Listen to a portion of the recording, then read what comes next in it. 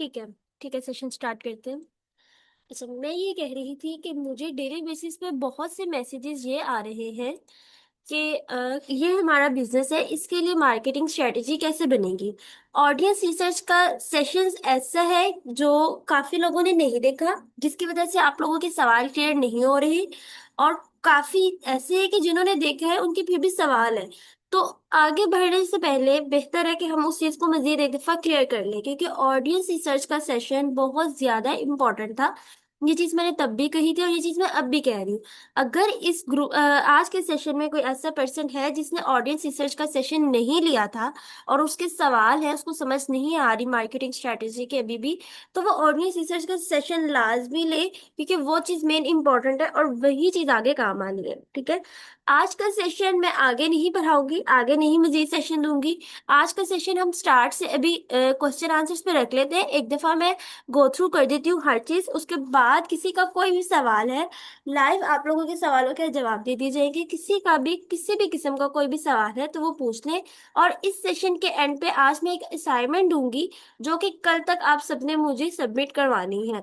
और assignment submit करवाना बहुत ज़्यादा ज़रूरी है। मैं ज़्यादा देर तक इसका टाइम नहीं दूंगी, ज़्यादा दिन का नहीं दूंगी, क्योंकि कल के सेशन से पहले आप लोगों की असाइनमेंट होनी चाहिए। उसके बाद हम कल का सेशन आगे रखेंगे। और अगर जिस शख्स ने वो असाइनमेंट नहीं की होगी तो फिर आप लोगों के सवालों के जवाब जो है मैं आप लोगों को दे भी दूंगी तो आप लोगों को समझ नहीं आएगी, क्योंकि आप जो सवाल करेंगे उसको तो मैं जवाब दे दूंगी, लेकिन आगे जाके आपको मार्केटिंग स्ट्रेटेजी बनाने में फिर भी वो चीज़ इशू करेगी। उस चीज का मसला आएगा। आप लोगों को ये चीज क्लियर ही नहीं हो रही कि मार्केटिंग स्ट्रेटेजी होती क्या है, मार्केटिंग स्ट्रेटेजी और मार्केटिंग प्लान में क्या डिफरेंस है, मार्केटिंग स्ट्रेटेजी किस बिजनेस के लिए बनाते हैं और मार्केटिंग प्लान किस लिए बनाते हैं। गो थ्रू करते हैं। बहुत ज्यादा डिटेल में नहीं बताऊंगी, सिर्फ गो थ्रू करूंगी, क्योंकि डिटेल में हम लोगों ने सेशंस कर लिए। मार्केटिंग स्ट्रेटजी और मार्केटिंग प्लान में क्या डिफरेंस है। मार्केटिंग स्ट्रेटजी हमें बताती है कि हमने बिजनेस को किस किस तरह से लेके चलना है, हमारे बिजनेस के लिए कौन सी ऑडियंस बेस्ट है, हमारे बिजनेस के लिए कौन सा प्लेटफॉर्म बेस्ट है, हमारे बिजनेस के लिए कौन सा बजट, क्या बजट होना चाहिए, कंपेटिटर्स को क्या देखना है कि हमारे कौन से कंपेटिटर्स हैं, हमारे बिजनेस के अंदर क्या चीज यूनिक है, क्या क्या लेकिंग है, हमारे कंपेटिटर्स की क्या चीज यूनिक है, क्या लेकिंग है। ये सब चीजें मार्केटिंग स्ट्रेटेजी में आती है। मार्केटिंग प्लान ये होता है कि आपने कब क्या पोस्ट करना है, कब क्या करना है, ये चीज मार्केटिंग प्लान में आती है। कि मार्केटिंग प्लान में आप लोगों ने नेक्स्ट वीक में किस दिन क्या पोस्ट करनी है, किस दिन क्या रील करनी है, ये मार्केटिंग प्लान में आएगा। ठीक है। अ, अच्छा, कुछ लोगों ने सवाल किए थे कि मार्केटिंग स्ट्रेटेजी बनाते कैसे, सबसे पहले क्या क्या आएगा, सबसे पहले क्या आएगा फिर क्या आएगा। ठीक है। अब मैं सबसे पहले आपको बता दूं, जब आप किसी भी बिजनेस के लिए मार्केटिंग स्ट्रेटेजी बनाते हैं तो सबसे पहले आप लोग उस बिजनेस को अंडरस्टैंड करते हैं। आपको पता होना चाहिए कि क्लाइंट का बिजनेस क्या है, क्लाइंट की प्रोडक्ट क्या है, क्लाइंट किस प्रॉब्लम को सॉल्व कर रहा है, क्लाइंट का बिजनेस। ठीक है। अब यहाँ पे जो foundation of a great marketing strategy के जो स्टेप्स हैं, understanding a business before you plan, आपको पहले पता होना चाहिए। और जब आप मार्केटिंग स्ट्रेटेजी बना रहे हैं तो वहां पे बिजनेस ओवरव्यू देते हैं सबसे पहले। एंड पे हम ये प्रैक्टिकली देखेंगे भी, अभी मैं बता रही हूँ कि ये सवाल आ रहे हैं। सबसे पहले बिजनेस ओवरव्यू देंगे। ठीक है। उसके बाद आप नीचे बायर पर्सोना ऑडियंस रिसर्च का बता रहे हैं कि आपके क्लाइंट की कौन सी ऑडियंस है, बायर पर्सोना बना रहे हैं हम। और फिर कंटेंट किस टाइप का होगा, ऑडियंस रिसर्च से ही हमें पता चल जाएगा कि हमारा कंटेंट किस टाइप का होगा, हमारी ऑडियंस कौन सी है। हम वॉइस क्लियर नहीं है अभी भी।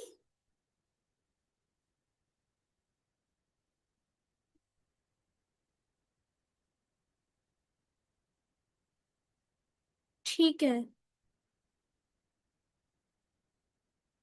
ऑडियंस रिसर्च में ही हमें पता चल जाएगा कि हमारी ऑडियंस क्या है। ठीक है। एक दफा ऑडियंस रिसर्च के बारे में थोड़ा सा डिटेल में भी आगे भी बताती हूँ। अभी यहाँ पे ये चीज बता रही हूँ कि जब ऑडियंस रिसर्च का आप क्लाइंट के बिजनेस स्ट्रैटेजी में बताएंगे तो वहीं पे आपने स्ट्रैटेजी में बताना है कि क्लाइंट किस चीज की सर्विसेज जो दे रहा है उसके लिए वो किन लोगों के पेन पॉइंट्स को कवर करेगी, किन लोगों के लिए किस तरह से आप क्लाइंट के क्या कंटेंट लिखेंगे। ऐसा क्या कंटेंट होगा कि वो ऑडियंस को एक्शन लेने पे मजबूर करेगा। कंटेंट किस किस टाइप का होगा। ठीक है। फिर आपने इसके अंदर कंपैटिटर्स को भी देखना है, क्लाइंट के ही बिजनेस के कंपैटिटर्स को आप लोगों ने देखकर उसका एक स्वॉट एनालाइज करना है। स्वॉट एनालाइज हमने कल के सेशन में पढ़ा था। फिर किस तरह से आगे से कंपैटिटर्स को डीपली हम लोगों ने एनालाइज करना है वो आगे हम पढ़ेंगे। ठीक है, ये आगे कल के हम सेशन में पढ़ेंगे ये, लेकिन ये आपको सिर्फ एक गो थ्रू दे रही हूँ कि मार्केटिंग स्ट्रेटजी में सबसे पहले क्या क्या आता है।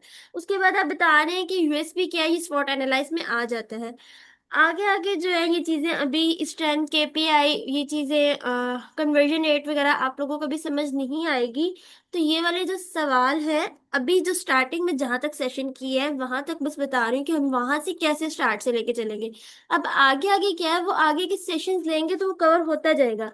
अगर आगे के सवाल पहले किए जाएंगे तो वो चीजें क्लियर नहीं होंगी।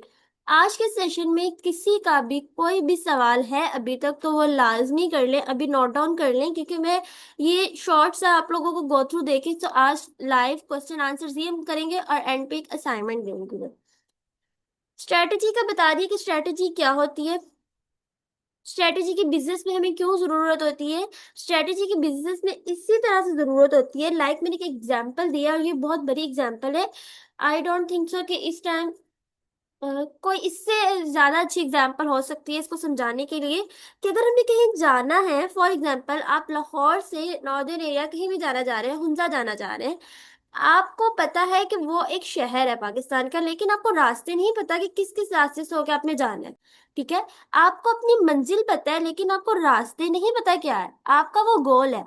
बिल्कुल इसी तरह से मार्केटिंग स्ट्रेटेजी है कि मार्केटिंग स्ट्रेटेजी में आप लोगों का ये गोल है कि आपने वहां पे पहुंचना है। फॉर एग्जांपल आपने मंथली 200 ऑर्डर्स लेकर आने हैं, ये आपका गोल है। अब 200 ऑर्डर्स कैसे लेके आने हैं, वो अंदर सारे जो रास्ते हैं वो एक मार्केटिंग स्ट्रेटेजी है।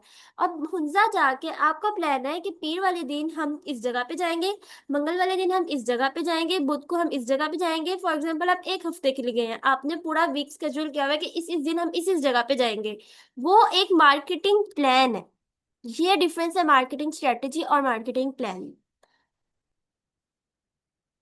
यहाँ पे मैंने एग्जाम्पल देके बताया हुआ था मार्केटिंग प्लान। बिजनेस को कैसे एनालाइज करते हैं, जब तक ये नहीं पता चलेगा, मार्केटिंग स्ट्रेटेजी बनाने से पहले बिजनेस को एनालाइज करना बहुत ज्यादा जरूरी है। अगर बिजनेस को एनालाइज नहीं किया, बिजनेस का नहीं पता डीपली, तो आप मार्केटिंग स्ट्रेटेजी नहीं बना सकते। आप सिर्फ मार्केटिंग स्ट्रेटेजी ही नहीं बना सकते, आप अपने क्लाइंट के लिए कंटेंट भी अपलोड नहीं कर सकते। आपको नहीं पता चलेगा किस तरह का कंटेंट अपलोड करना चाहिए, आप लोगों को नहीं पता चलेगा लिंक्स कहाँ आ रही हैं, आप लोगों को नहीं पता चलेगा कि प्रोडक्ट एड्स की जो कॉस्ट है वो कैसे कम कर सकते हैं। अब बिजनेस को किस तरह से एनालाइज करना है, ये देखना है कि प्रोडक्ट क्या करती है, प्रोडक्ट किस प्रॉब्लम का सलूशन दे रही है, प्रोडक्ट की प्राइस क्या है और प्रोडक्ट दूसरों से बेहतर कैसे है। अब सेम इसी तरह अगर सर्विस बेस्ड बिजनेस है तो देखना है कि सर्विसेज किस चीज की दे रहे हैं, वो सर्विस किस किस प्रॉब्लम का सलूशन दे रही है, आपकी सर्विसेज के क्या चार्जेस हैं, और आपकी सर्विसेज दूसरों से कैसे बेहतर है। ये अब आपकी या आपके क्लाइंट दोनों की एक ही बात है कि आप अपने लिए ले रहे हैं या आप अपने क्लाइंट के लिए ले रहे हैं, सवाल यही है।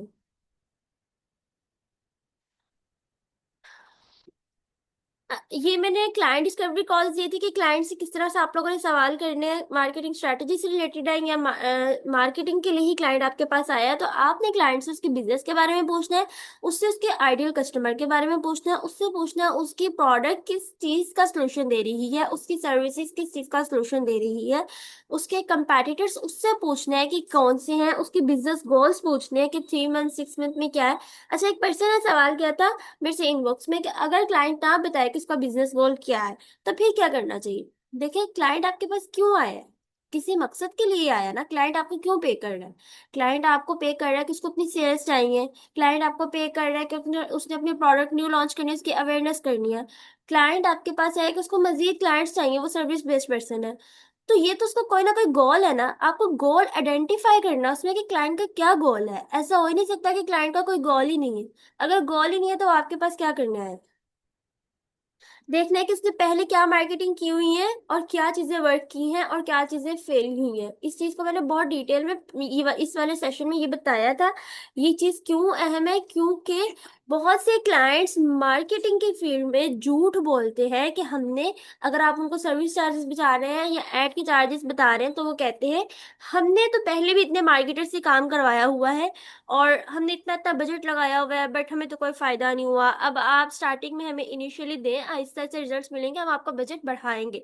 तो आप लोगों ने उनसे पूछना है कि क्या मार्केटिंग करवाई थी, क्या चीजें थी उसमें से, क्या चीजें काम की और क्या चीजें काम नहीं की, वो दिखाएं। बिजनेस को अब ये किस तरह से देखना है आप लोगों ने कि क्या चीजें काम की है क्या चीजें काम नहीं की। ऊपर ऑडियंस रिसर्च वाले सेशन में बताया हुआ है। जब ऑडियंस रिसर्च कर लेंगे ना, बिजनेस का पता चल गया, ऑडियंस का पता चल गया, तो पेज पे जाके देखना है कि पेज पर कंटेंट किस तरह का अपलोड हुआ हुआ है। क्या पेज पे कंटेंट उसी तरह का अपलोड हुआ हुआ है जिस तरह का होना चाहिए? क्या पेज पे कंटेंट जो है वो ऑडियंस का प्रॉब्लम्स की सॉल्यूशंस दे रहा है?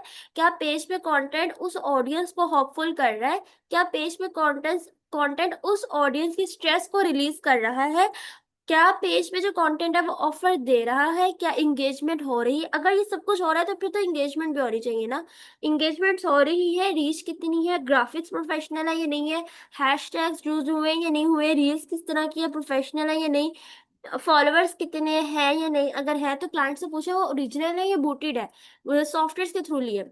एक चीज याद रखिएगा, एज अ मार्केटर कुछ क्लाइंट्स आपके पास ऐसे आएंगे, अभी इसी ग्रुप में से काफी मेंबर्स ऐसे थे जिन्होंने बताया हुआ है कि उनके क्लाइंट्स की जो फॉलोअर्स है सॉफ्टवेयर के थ्रू लिए हुए हैं। क्लाइंट अब बजट लगा रहा है, कभी भी उस क्लाइंट के साथ काम मत कीजिएगा जो आपको सॉफ्टवेयर के थ्रू फॉलोअर्स लेने का कहे या जिसने लिए हो। उसको पहले एजुकेट करें, अगर वो नहीं मान रहा तो उसके साथ काम मत करें, क्योंकि जब सॉफ्टवेयर के थ्रू आप लोग फॉलोअर्स लेते हैं तो वो पीछे ओरिजिनल नहीं होते, पीछे इंसान नहीं है, वो जस्ट एक क्लिक है, वो एक बूटेड है। अब आपने जब फॉलोअर्स, नंबर ऑफ फॉलोअर्स आप शो करवा रहे हैं, आप आहिस्ता आहिस्ता जब उसमें कंटेंट लिखते हैं तो वो कंटेंट उन फॉलोअर्स को वो सिर्फ फॉलोअर नंबर शो कर रहा है। वो उन फॉलोअर्स मेटा को दिखा रहा है कि इस पेज पे 12,000 फॉलोअर्स हैं, इस पेज पे 50,000 फॉलोअर्स हैं। लेकिन जब कंटेंट अपलोड हो रहा है तो कंटेंट उस 50,000 में से 10,000 तक भी नहीं जा रहा। तो जब वो नहीं जा रहा, वो सारे फॉलोअर्स डेड है, आहिस्ता आहिस्ता मेटा का एल्गोरिथम ये है कि जब आपके फॉलोअर्स आपके पेज के साथ एक्टिव नहीं हो रहे, आपके फॉलोअर्स ओरिजिनल नहीं है, तो मेटा उस पेज को डेड कर देता है, उसकी रीच जो है वो नेगेटिव में चली जाती है, वो उसकी रीच नहीं बढ़ती। तो आप उसमें बजट भी लगा रहे हैं अवेयरनेस के ऐड पे, इंगेजमेंट के ऐड पे या सेल्स के ऐड में, तो वो जाया जाता है। हाँ ये होगा कि ऐड जब रन कर रहे हैं, सेल्स के ऐड में न्यू ऑडियंस तक ऐड पहुंच रही है, ओरिजिनल ऑडियंस तक पहुंच रही है, तो ग्राफिक उसमें से मे बी आपको कुछ ऑर्डर्स आ जाए, मे बी आपको कुछ सेल्स जनरेट हो जाए, लेकिन तब तक ही होगा जब तक एड रन हो रही है, उसके बाद ऑर्गेनिकली आपका पेज नहीं ग्रो करेगा। तो ये चीजें अब इस तरह से आप लोगों ने देखना है कि क्या मार्केटिंग पहले हुई हुई है और उसमें से क्या चीजें वर्क की हैं, क्या चीजें वर्क नहीं की, जो चीजें वर्क नहीं की वो क्यों नहीं की, उसकी लेकिंग्स देखनी है। देखना है कि कंटेंट पहले अपलोड हुआ हुआ है या नहीं हुआ, हुआ है तो क्या हुआ है, ब्रांडिंग हुई हुई है क्लाइंट की या नहीं हुई, वेबसाइट है या नहीं है। जिस तरह से मैंने कल बताया था कि कुछ बिजनेसेस ऐसे हैं जिनके लिए वेबसाइट बहुत ज्यादा जरूरी है, बहुत ज्यादा जरूरी है।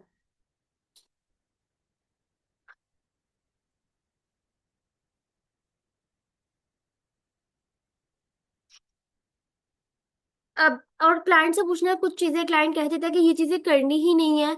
क्लाइंट के लॉन्ग टर्म विजन क्या है, कंपेटिटर्स का बता दिया, किस तरह से उसकी प्रोडक्ट या सर्विसेज दूसरों से डिफरेंट है, उससे पूछे ये सर्विसेज तो बाकी लोग भी दे रहे हैं, आपकी सर्विसेज में क्या डिफरेंट है, आप अपने क्लाइंट को किस तरह वैल्यू प्रोवाइड कर रहे हैं, आपके प्रोडक्ट दूसरों से डिफरेंट कैसे है।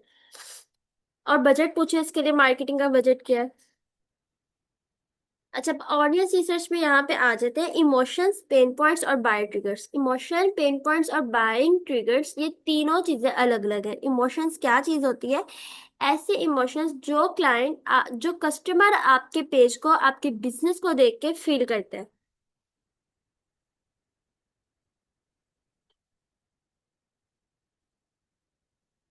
एक मिनट में सवाल आ रहे हैं, मैं जवाब देती हूँ। इस चीज को एक दफा क्लियर कर ले। इमोशंस क्या होते हैं? जो जो भी पर्सन आपका पेज देख के, आपका बिजनेस देख के, आपकी वेबसाइट देख के फील कर रहा है, वो इमोशंस है। वरीड, एक्साइटेड, स्ट्रेस्ड, होपफुल, इसको बहुत डिटेल में ऑडियंस रिसर्च वाले सेशंस में बताया हुआ है, पेन पॉइंट्स बताए हुए हैं कि आपकी प्रोडक्ट, आपका बिजनेस, आपकी सर्विसेज किस चीज का सोल्यूशन दे रहे हैं। बाइंग ट्रिगर्स होता है कि ऐसी चीज, ऐसी स्ट्रेटजी जो कस्टमर को लेने पे मजबूर कर देता है।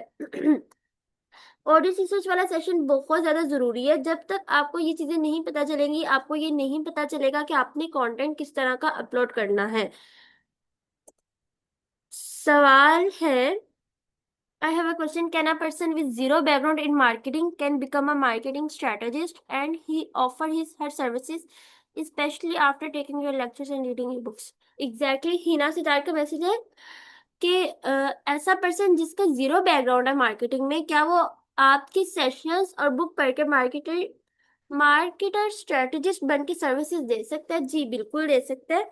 क्योंकि अगर आप पहले सेशन से एंड वाले सेशन तक सर्विसेज ले रहे हैं तो आपको किसी भी बिजनेस की स्ट्रेटेजी बनाना आ जाएगी।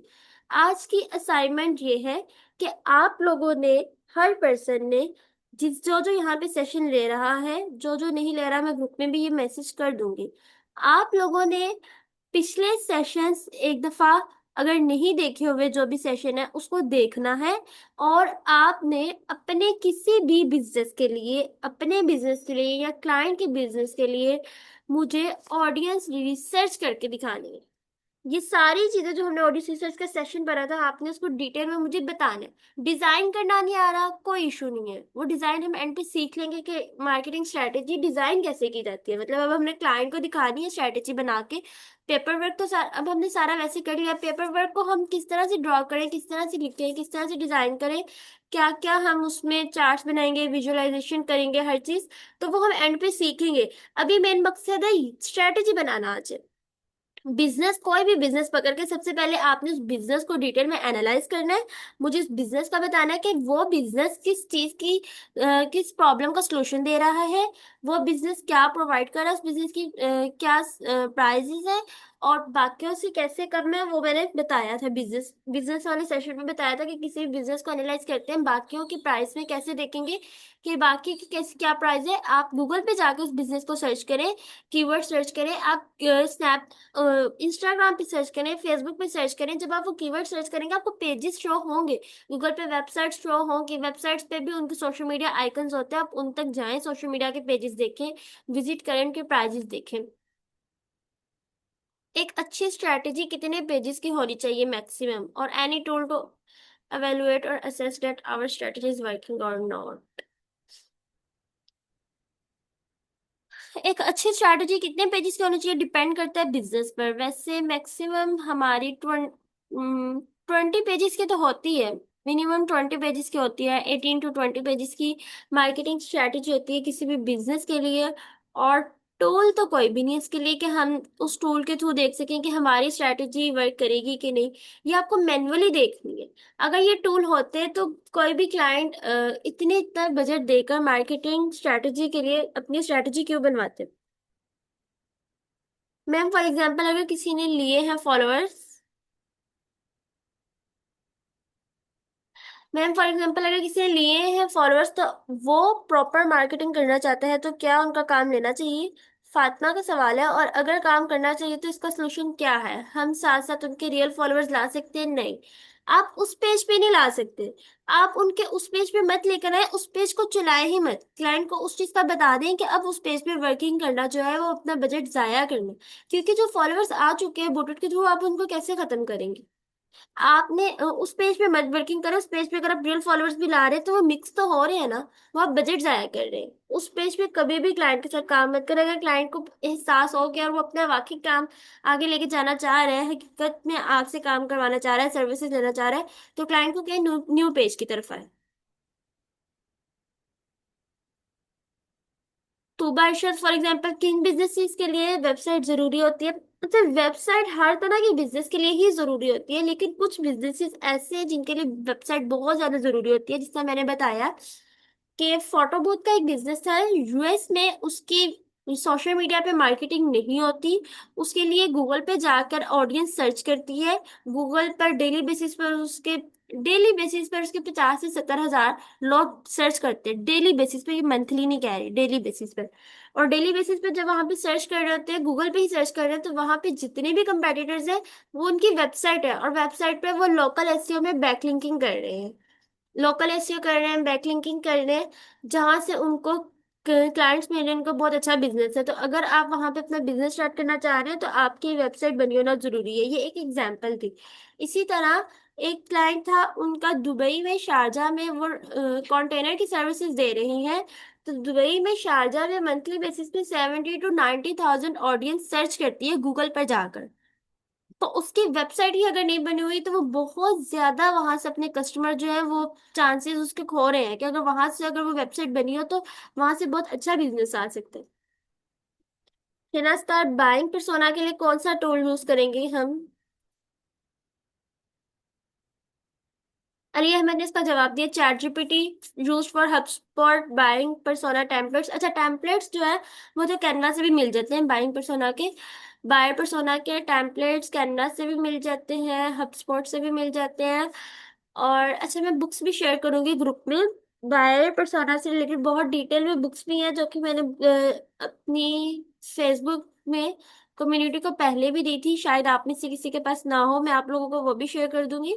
और टेम्पलेट्स जो है मैं एंड पे आप लोगों को कैनवस से बताऊंगी, कुछ टेम्पलेट्स दूंगी भी। लेकिन टूल कौन सा यूज किया जाए? चैट जीपीटी, हर चीज में चैट जीपीटी को यूज करें, हर चीज में। चैट जीपीटी को इतना आसान मत ले, ये मत समझे कि चैट जीपीटी बिल्कुल हमारा उस चीज का सोल्यूशन नहीं दे सकता। हर चीज के लिए चैट जीपीटी में जाए। इवन कि आप अपनी मार्केटिंग स्ट्रेटेजी बना के भी चैट जीपीटी पे जाके अपलोड करें, उसको बताओ इसमें क्या क्या लेकिंग्स है, और वो आपको बताएगा कि इसमें ये चीज लैक करी है, तुमने ये चीज नहीं बनाई, इसमें ये प्लस पॉइंट है, इसमें ये की इम्प्रूवमेंट हो सकती है। वो आपको हर चीज में गाइड करेगा।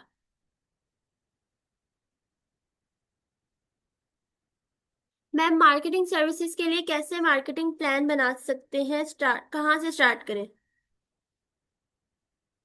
आसिम अली का सवाल है, अपनी प्रोफाइल या पेज के लिए। अच्छा, मार्केटिंग सर्विसेज के लिए मार्केटिंग प्लान बनाना है अपनी प्रोफाइल या पेज के लिए। देखिए, मैंने आपको बताया था कि मार्केटिंग सर्विसेज में अपनी नीश को नैरो डाउन करें, ठीक है? अपनी नीश नैरो डाउन किया आपने, अब नीश में देखें कि आपकी नीश जो है वो किन बिजनेसेस के लिए, किन बिजनेसेस को सोल्यूशन दे रही है, और वो बिजनेसेस देखें, वो बिजनेसेस क्या प्रॉब्लम फेस करें। अच्छा, मैंने पहले मुझे ये बताया कि आपने क्या अपनी नीश को नैरो डाउन किया है? क्या आपने ये अपनी मार्केटिंग सर्विसेज हर तरह के बिजनेस के लिए दे रहे हैं, या अपनी नीच को आपने नैरो डाउन की है? अगर किया है तो मुझे अपनी नीच बताएं।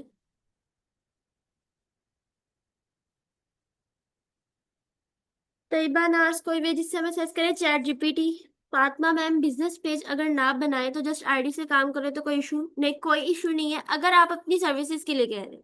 अगर आपकी अपनी सर्विसेज हैं तो अपनी सर्विसेज के लिए आप अपना अगर पेज नहीं बना रही, तो आप अपनी आईडी से ही सिर्फ वर्किंग कर रही है तो कोई इशू नहीं है। अपनी आईडी पे भी अब आप एड्स इन कर सकती हैं। आप उसका ऑन करें, प्रोफेशनल मोड ऑन करें। शमीर खालिद, अगर फेक फॉलोअर्स को मैन्युअली रिमूव कर दिया जाए, अगर तो रिमूव कर दिया जाए फिर तो बेस्ट है। लेकिन अच्छा, मेटा के ये एल्गोरिथम्स हैं कि अगर आपका कोई भी पेज है और आप उस पेज पे कुछ अरसे तक काम नहीं कर रहे, तो उस पेज की निस्बत कोई न्यू पेज है तो वो ज्यादा जल्दी ग्रो करते हैं। तो अब वो इतना अरसा अगर उस पेज पर फेक फॉलोअर्स थे, उनकी कोई इतनी इम्प्रूवमेंट नहीं थी, वो इंगेज नहीं हुए पेज के साथ, तो बेस्ट है कि फिर नया ही पेज बना दिया जाए।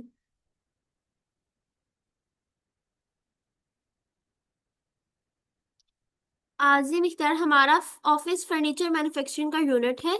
यूनिकनेस से सच कुछ नहीं, यूनिकनेस ऐसा सच कुछ नहीं। जो क्वालिटी और प्राइस अच्छी कंपनीज दे रहे हैं, हम भी वैसे ही दे रहे हैं, सो हम कैसे अट्रैक्ट करें बायर? ठीक है। अच्छा, मुझे ये बताएं कि फर्नीचर में भी, अब आपको ये चीज पता है कि फर्नीचर भी में भी कितनी क्वालिटीज हैं, आप क्या क्वालिटी प्रोवाइड कर रहे हैं? क्या आपकी क्वालिटी 100% आप दे रहे हैं अपनी ऑडियंस को? 100%? 100% का मतलब आपको पता होना चाहिए कि 100% ही दे रहे हैं। फर्नीचर में आपको पता है कि काफी क्वालिटीज हैं, अगर प्राइस आपकी इकोनॉमिकल है तो उसका मतलब ये नहीं है कि इकोनॉमिकल प्राइस में फर्नीचर जो है वो कुछ अरसे बाद वो खराब हो रहा है या वो अच्छा नहीं है। काफी लोग इस तरह से हैं, आपको पता है कि फर्नीचर अगर कम प्राइस में आप लेते हैं तो कुछ अरसे बाद खराब हो जाता है। तो आपका जो फर्नीचर मैन्युफैक्चरिंग का यूनिट है, आप उसमें क्या चीज कौन सी क्वालिटी प्रोवाइड कर रहे हैं? फर्नीचर में भी काफी तरह की लकड़ी होती है, हर एक की नस्ल अलग अलग होती है। अब देखें कि उसकी कौन सी ऑडियंस है, कौन सी ऑडियंस उसको पसंद कर रही है।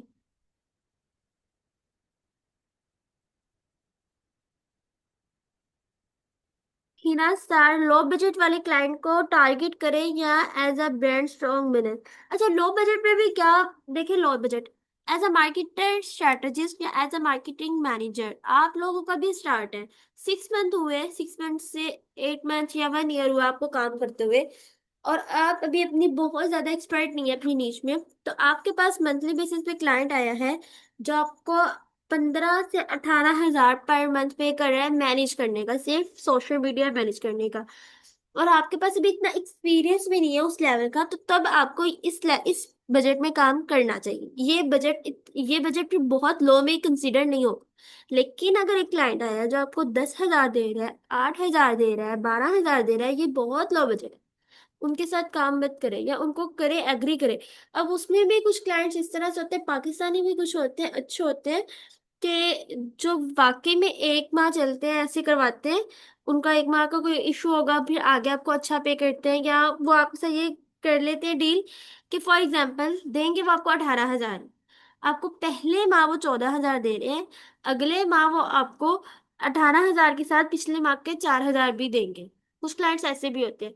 अब एक टाइम आता है कि आप पेज मैनेज करने का, पर पेज फेसबुक पेज मैनेज करने का ही 50 हजार पर पेज का पर मंथ लेती हैं, और वो क्लाइंट्स पे भी करते हैं, पाकिस्तानी भी पे करते हैं। लेकिन तब तक आप उनको क्वालिटी भी उस लेवल की प्रोवाइड कर रहे होते हैं, ग्राफिक्स प्रोफेशनल होते हैं, कॉपीज प्रोफेशनल होती हैं, क्लाइंट को रिजल्ट्स ऑर्गेनिकली भी अच्छे आ रहे होते हैं।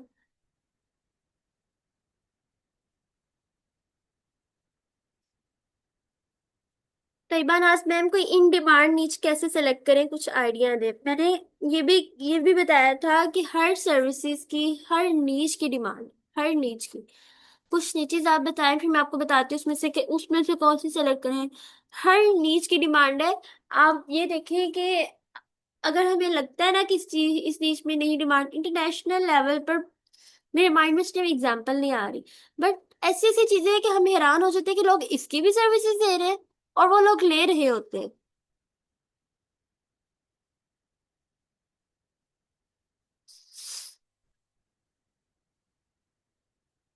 अच्छा, आपने से अगर मैं किसी से कोई सवाल करती हूँ तो वो सवाल का जवाब तो यहाँ पे चैट में पूरा दे। फातिमा, आपने कहा है जी अपनी ही सर्विसेज है, मुझे समझ नहीं आई किस चीज का आपने जवाब दिया, अपनी ही सर्विसेज है, क्या सवाल था आपका? तो बारशत, स्टार्ट में पोर्टफोलियो बिल्ड करने के लिए भी क्या हमें नैरो डाउन करना चाहिए सर्विसेज को, या सबको ही देनी चाहिए? अच्छा, तब तब तो बेस्ट है कि नैरो डाउन ही करें। उससे ये फायदा होता है कि जब सर्विसेज देने के लिए पोर्टफोलियो बिल्ड कर रहे हैं तो पोर्टफोलियो एक ही निश में इतना ज्यादा बन जाता है, एक ही रेंज में ज्यादा बनता है, एक्सपीरियंस आ रहा होता है, चीजों का पता चल रहा होता है, आहिस्ता आहिस्ता प्राइस हाई कर देते हैं, क्लाइंट आपको अच्छे मिलते हैं, इंटरनेशनल क्लाइंट्स मिलते हैं।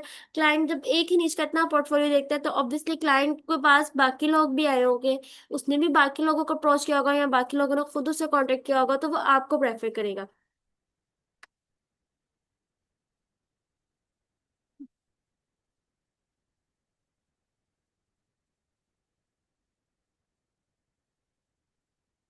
आज से मेरे लिए आपका फिर से सवाल है कि मैम मार्केटिंग सर्विसेज के लिए कैसे मार्केटिंग प्लान बनाए, कहाँ से स्टार्ट करें?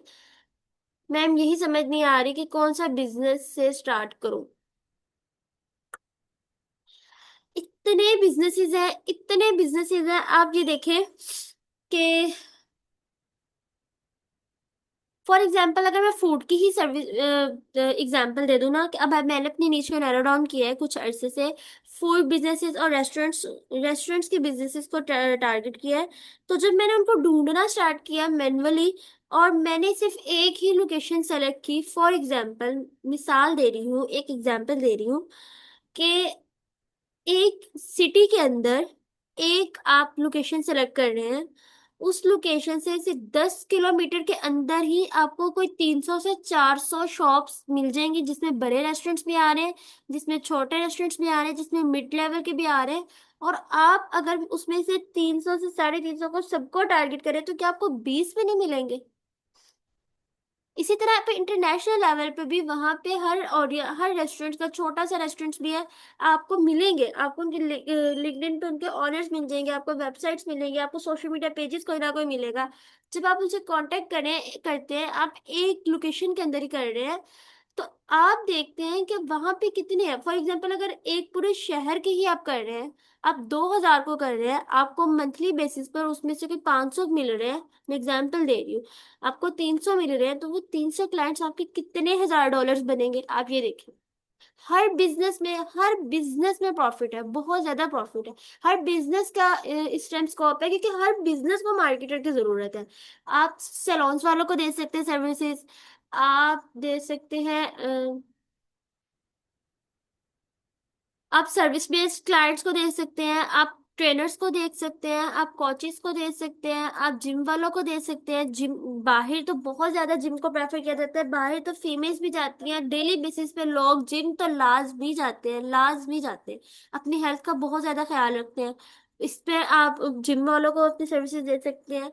डिफरेंट बिजनेसेस, बहुत से बिजनेसेस हैं। फिर जिससे मैंने बताया, बाई कंटेनर की सर्विसेज लोग देते हैं, आप सिर्फ उसी में दे दें, या आप रेंट अ कार जो देते हैं सर्विसेज, उन लोगों को अपनी बिजनेस की सर्विसेज देने की, सिर्फ आप उन लोगों की वर्कशॉप्स को मार्केटिंग की सर्विसेज दे रहे हैं जो रेंट अ कार सर्विसेज दे रहे हैं, रेंट पे कार दे रहे हैं। इस तरह की बहुत सी सर्विसेज है बाहर। फिर कार वर्कशॉप्स वालों को आप अपनी सर्विसेज दे रहे हैं। मार्केट रिसर्च करें, लाइक चैट जीपीटी से 10 बिजनेस आइडियाज लें according to Pakistan market, then उन सबको चेक करें एंड जो बेस्ट है। अच्छा, हिना सर ने ये जवाब दिया। आसिम अली मैम, यही समझ नहीं आ रहा कि कौन सा बिजनेस स्टार्ट करें। इसका जवाब दिया है फातिमा, आपने बोला कि अगर अपनी सर्विसेज देनी है तो आप यूज कर सकते हैं अपनी आईडी को। इसके लिए मैंने बोला कि मैं अपनी सर्विसेज देने के लिए मैंने मार्केटिंग की सर्विसेज देनी है। हाँ जी, आपने मार्केटिंग की सर्विसेज देनी है तो बेस्ट है कि आप अपनी आईडी से दें, क्योंकि आईडी से वो ट्रस्ट बिल्ड होता है जो पेज से नहीं होता। ये इसके जब आप आईडी और पेज को कन्वर्ट कंपैरिजन करते हैं, तो आईडी से ज्यादा अच्छे रिजल्ट्स आते हैं। लेकिन कुछ बिजनेसेस ऐसे हैं जिसमें पेज बनाना जरूरी होता है, लेकिन आपकी मार्केटिंग सर्विसेज है तो आप इसमें अपनी आईडी, पेज को भी साथ साथ ग्रो करें, पेज भी बनाएं। ये नहीं कह रही कि पेज बनाए ही ना, पेज बनाएं। पेज पर आप ऐसा करें कि पेज पे भी कंटेंट डिजाइन करके अपलोड करें, पेज पे भी कॉपीज वगैरह लिखे, अपनी आईडी से अपने लोगों को पेज तक भी लेके जाएं, वहां पे भी उनकी इंगेजमेंट करवाएं, लेकिन ज्यादा एक्टिव आईडी पे रहें।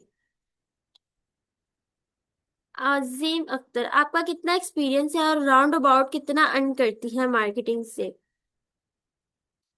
एक्सपीरियंस 3 साल से ज्यादा का है। राउंड अबाउट कितना अर्न करती हूँ फिक्स अमाउंट नहीं बताऊंगी, 6 to 7 फिगर के दरमियान अर्न करती हूँ। 7 फिगर कॉन्सिस्ट नहीं थी, कुछ अरसा कुछ टाइम में की थी, लेकिन इसलिए नहीं कर पाई मैं, इसलिए लिंक्डइन की सर्विसेज, लिंक्डइन की बुक देखते हैं और बहुत से लोग मेरे से सवाल भी करते हैं कि खुद आप 7 फिगर अर्न कर रही हैं, खुद तो आपकी लिंक्डइन पे पर्सनल ब्रांड नहीं बना हुआ, इतना इतनी आप लिंक्डइन पे आपकी ब्रांडिंग नहीं हो रही, डेली बेसिस पे आपका कंटेंट अपलोड नहीं हो रहा, लेकिन आपकी बुक है, इस पर आप कितना अर्न करेंगे? तो इसका जवाब ये है, 6 फिगर तो मैं मंथली बेसिस पे 6 कॉन्सिस्टेंटली कर रही हूँ अल्हम्दुलिल्लाह। लेकिन मैंने लिंक्डइन की जो मेरी बुक है, लिंक्डइन पे जो हमारे सेशंस होंगे उससे आप 7 फिगर अर्न कर सकते हैं, मैंने किया है, मैं अपने क्लाइंट को मैं सर्विसेज दे रही हूँ। अब मेरी अर्निंग कंसिस्टेंटली 6 7 की नहीं हुई, उसके कुछ रीजंस ये है कि मेरी जो स्टडीज है वो 3 जगह से चल रही हैं। मैं अपनी स्टडीज भी साथ कर रही हूँ, मैं अपनी फील्ड के अंदर अपनी चीज़ों को साथ साथ कॉन्टिन्यूसली लर्निंग पे भी फोकस रखती हूँ, ताकि डेली बेसिस पे मेरी अपनी जो हमारी स्किल्स है मेरी मंथली पर वो अपडेट होती रहे। वो बहुत ज़्यादा ज़रूरी है, सीखते रहना चाहिए। इसके साथ साथ मैं अपने क्लाइंट्स को भी सर्विसेज दे रही हूँ, और मेरे क्लाइंट से ही मेरा नेटवर्क इतना स्ट्रांग हो गया कि क्लाइंट से आगे से रेफरल बेस पे भी काफ़ी अच्छा बिजनेस मिलता रहता है। तो उस पे ये है कि फिर कुछ चीजें ऐसी हैं कि घर के काम वगैरह ये चीज में आके कि अगर मुझे लगता है कि मैं मैनेज नहीं कर पाऊंगी कि 7 फिगर तक के लिए, फिर आपको क्लाइंट्स भी उतने ही चाहिए होते हैं, फिर उस पर मीटिंग्स भी उतनी होती है। मेरी मेरी लाइफ में वो एक फेस आया था अभी, तो इसलिए भी मैंने उसको थोड़ा सा कम किया कि फिर उसमें डेली बेसिस पे मीटिंग्स, आपकी रिस्पॉन्सिबिलिटीज भी बढ़ जाती है ऑब्वियसली। अगर आपकी अर्निंग बढ़ रही है तो आपके पास क्लाइंट भी फिर उस लेवल के आ रहे हैं, आपको उनको उसी लेवल का आपको उनको अपना वैल्यू प्रोवाइड करनी है। फिर क्लाइंट्स बढ़ रहे हैं, ये चीजें। मैं एजेंसी की तरफ भी आई हूँ, मेरी अपनी एजेंसी टीम भी है, बट 7 फिगर कंसिस्टेंटली मेरी कुछ अपनी ही रीजंस है जिसकी वजह से मैं नहीं कर रही। ऐसा नहीं है कि मैं कर नहीं सकती या मुझे क्लाइंट्स की तरफ से इशू आ रहा है। वो लिंक्डइन के सेशन आप लोग लेंगे, आप लोग उस पर इम्प्लीमेंट करेंगे, आप लोग खुद कहेंगे कि आप लोगों को कितना फायदा हुआ है। मैं अभी तक किसी भी फ्रीलांस प्लेटफॉर्म पे अपनी सर्विसेज नहीं दे रही, मुझे कहीं किसी भी फ्रीलांस प्लेटफॉर्म से अभी तक क्लाइंट नहीं मिले। 3 साल से ज्यादा का अरसा हो गया, फेसबुक और लिंक्डइन से ही अर्न कर रही हूँ। Content strategy is the part of marketing strategy. Content strategy is the part of marketing plan. Hina star, जब हम मैनुअली लीड सर्च कर रही थी एंड जिस बिजनेस को मुझे वेबसाइट की सर्विसेज प्रोवाइड करी थी, क्या ये इम्पोर्टेंट है कि जो सोशल मीडिया प्लेटफॉर्म पे कांटेक्ट है, कांटेक्ट पे ही राब्ता करें या फिर हमें ऑनर को ही कांटेक्ट करें? अगर ऑनर को कांटेक्ट करें तो ऑनर को कैसे फाइंड करें?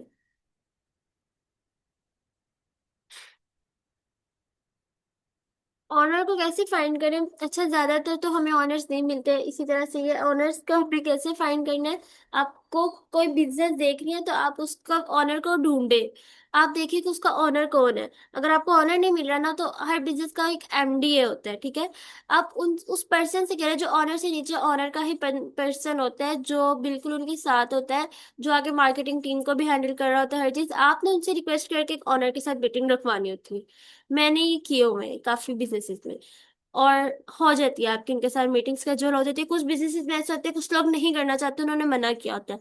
अदरवाइज आपको लिंक्डइन से मिल जाते हैं, लिंक्डइन पे जाकर उस पर्सन को सर्च करें, गूगल पे सर्च जाकर उस बिजनेस का सर्च करें कि इसका ऑनर कौन है, फेसबुक इंस्टाग्राम हर जगह पे उस पर्सन को ढूंढें। उस बिजनेस से रिलेटेड ज्यादा से ज्यादा सर्च करें, आपको कोई ना कोई इन्फो मिल जाती है जहां से आपको पता चल जाता है कि इसका ऑनर कौन है। असाइनमेंट एक दफा दोबारा रिपीट कर देती हूँ, 2 मिनट रह गए हैं। आप सब ने कल तक अपना कोई भी एक बिजनेस पकड़कर उसको एनालाइज करना है और उस बिजनेस की मार्केटिंग स्ट्रेटजी यहाँ तक जहां तक अभी हमने पढ़ी है वो बना के देनी है। अभी तक हमने क्या पढ़ा है? स्लॉट एनालाइज करना है, ऑडियंस रिसर्च करनी है और बिजनेस एनालाइज करना है। मुझे डिजाइनिंग से कोई फर्क नहीं पड़ता, आपकी जैसी मर्जी हो। आपने डिजाइनिंग का नहीं है कि आप इस तरह कर रहे हैं, आपने मुझे जस्ट जो चीज मेन है ना, आपने मुझे ये बताना है कि बिजनेस को किस तरह किया है, कि बिजनेस क्या है, बिजनेस क्या सर्विसेज प्रोवाइड कर रहा है, बिजनेस किस सोल्यूशन का प्रॉब्लम का सोल्यूशन दे रहा है, बिजनेस की क्या प्राइजेस है, कंपेटिटर्स बिजनेस के कंपेटिटर्स क्या है, वो क्या प्राइस दे के दे रहे हैं। फिर आपने ऑडियंस रिसर्च करनी है, ऑडियंस रिसर्च से आपको पता चल जाएगा कंटेंट किस तरह का अपलोड करना है, स्पॉट एनालाइज करना है। और ये सब चीजें कल रात 8 बजे से पहले पहले करनी है। ये एक असाइनमेंट रखना जरूरी इसीलिए हुआ था कि यहाँ तक सबको समझ आ जाएगा, तो आगे हम सेशन में भी 2 से 3 सेशन हो या मैक्सिमम 4 सेशन, 4 होंगे, क्योंकि एंड में हम एक प्रैक्टिकली मार्केटिंग स्ट्रेटेजी भी सीखेंगे, डिजाइन करना आप लोगों को समझ आ जाएगी कि कैसे करते हैं, ठीक है? तो वो आप लोगों को सिखा दी जाएगी। उसके बाद ये मार्केटिंग स्ट्रेटेजी के सेशंस कंप्लीट होंगे और हम लिंक्डइन की तरफ मूव ऑन करेंगे। अगर इसी तरह चलता रहा, सवाल क्लियर नहीं होंगे, बहुत से लोग इस तरह से, तो सेशंस तो लटकते जाएंगे और ये क्लियर नहीं होंगे। और इस मंथ के एंड पे मेरे एग्जाम्स भी स्टार्ट होने हैं, तो मेरी पूरी कोशिश है कि मैं एग्जाम से पहले पहले अपने सेशंस कवर करवा दूं। लाइफ टाइम सपोर्ट रहेगी, कहीं भी कोई भी सवाल आया, कोई भी इशू आया, आप लोग पूछ सकते हैं।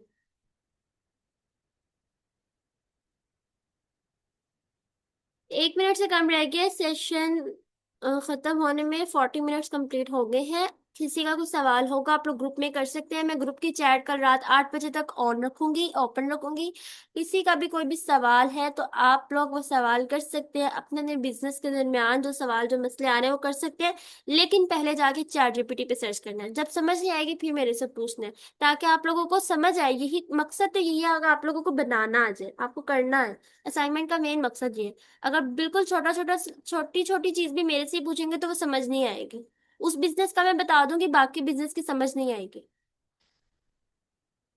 फराह के लिए मुझे आपकी समझ नहीं आई आपके सवाल की पूरा।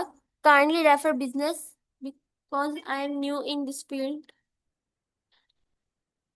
1 मिनट से कम में सेशन ऑफ होने वाला है। आप मुझे ग्रुप में पूछ लें, पर्सनल में पूछ लें, कोशिश करें कि ज्यादातर सवाल